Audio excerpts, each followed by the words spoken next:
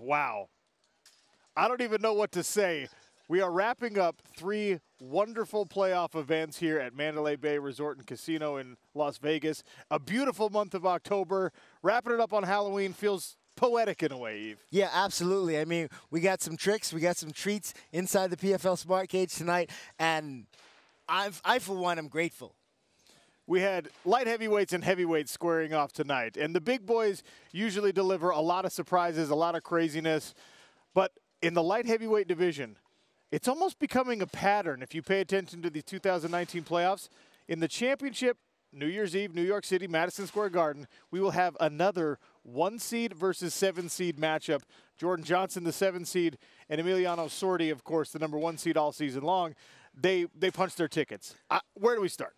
We start with them punching their opponents because that's what Emiliano Sordi did. In his first fight, he came out against Ziggy Pesalele, found a home for that right hand by pawing with that jab. And once he landed it, he was able to pour it on. And I like how he was, as he's throwing the big combination, he slips a couple punches and comes back with a counter in the middle of a combination. That shows a high level of striking to me.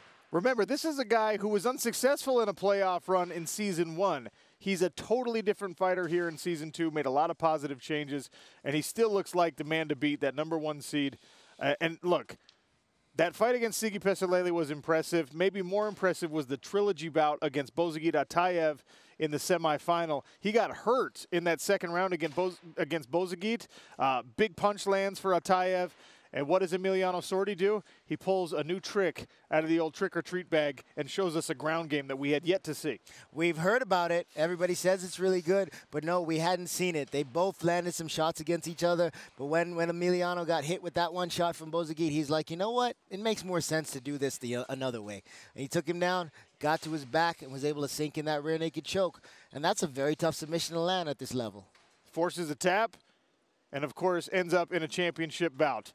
Now, Jordan Johnson, maybe even a better story. This is a guy who came to the Professional Fighters League as a newcomer in Season 2. He was undefeated in his professional mixed martial arts career until he stepped into our regular season cage against Maxim Grishin. That one was a very close fight in the regular season. Grishin gets the nod, and it just so happened that in the playoffs, the way that the seeding worked out, those two guys squared off in a quarterfinal tonight. And Jordan Johnson gets his revenge. Jordan Johnson got his revenge. And yesterday when we spoke to those guys in the fighter meetings, I probed Jordan Johnson about what changes he made, what improvements he made. And he couldn't really give me an answer, but boy, did he give me an answer tonight. I mean, the situations that I saw him have trouble in last time, he didn't have the same troubles. He was being offensive when he couldn't get the finish on the takedowns, landing some shots on the inside, throwing punches, and then when he did get the takedowns, he was able to land some ground and pound, do some damage, and he kind of found himself a bit in that fight. And I tell you what, his semifinal matchup was no easy task. Rashid Yusupov gets to the semifinals on the strength of a vicious faceplant knockout against last year's finalist and runner-up, Vinny Magalhaes. Those two face off, Yusupov and Johnson, and the first round was close, but then Johnson just hustled, wrestled, and pulled away for the decision victory. Yeah, I believe like he planted a seed on himself in that fight in his rematch against Maxim. And in the first round of that fight, the seed started to grow, but in the second and third, he just blossomed because he looked like a completely different guy. He looked like he's found himself, and he's definitely going to be a very, very tough test for Emiliano Sordi come New Year's Eve. And in the heavyweight bracket, Jared Rosholt, a guy that, quite frankly, he told us when this season started, this might be my last run.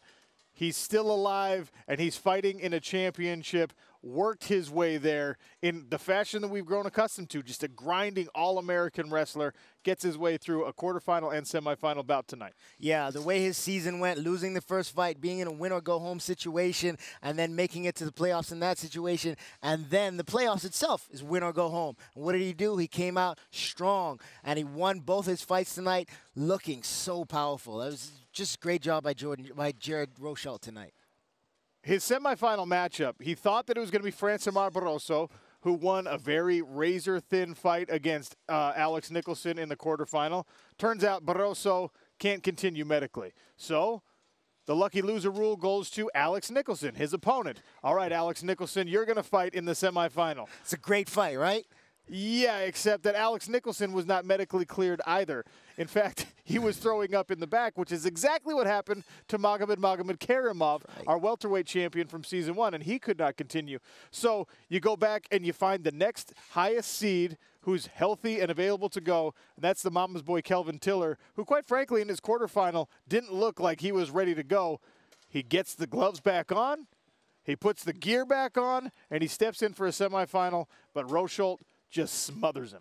Yeah, Rosholt was just too much tonight. Kelvin Tiller, he had some confidence going into that one because he knows he beat this man once before. So he came out, landed some shots, circled early in the fight, but then Rosholt was able to tie him up, run him to the fence, run him up against the cage, get that takedown, and was just rinse, wash, and repeat. Take him down, get on top, ground and pound, and Kelvin Tiller had no answer. He had no way to escape the bottom position. He'll take on Ali Isaev, an All-American wrestler at Oklahoma State 3 times, Jared Rosholt. But Ali Isaev is an Olympic wrestler from the 2008 games, and he got a finish with 1 second left on the clock in the semifinal against Denis Goltsov. Went for broke, threw the overhand right, pounded it out. Herb Dean intervenes with 1 second left. Yeah, Goltsov came into that fight showing a lot of respect to Ali Isaev. Same thing the other way, though. Both these men circled, tried to paw at each other, feel each other out. The whole feeling out process lasted like a round and a half. But in the third, both men knew they had to get it. I felt like Goltsov was pulling ahead, but just at the end of the round, Ali Isaev lands a big overhand right and just poured on a barrage of left and rights that Herb Dean had to step in and save Goltsov with that 1 second left. Man, talk about drama. So all of our championship bouts are set. We will see you at Madison Square Garden on New Year's Eve for that. Big thank you to Las Vegas, Nevada, and Mandalay Bay for hosting these playoffs. We hope to be back next year. And you know who's going to be with us on New Year's Eve? Randy Couture. He'll be back. Thanks, everybody, for watching. Join us again on New Year's Eve. Thanks for watching ESPN on YouTube. For more sports and analysis, download the ESPN app. And for live streaming and special content, subscribe to ESPN+.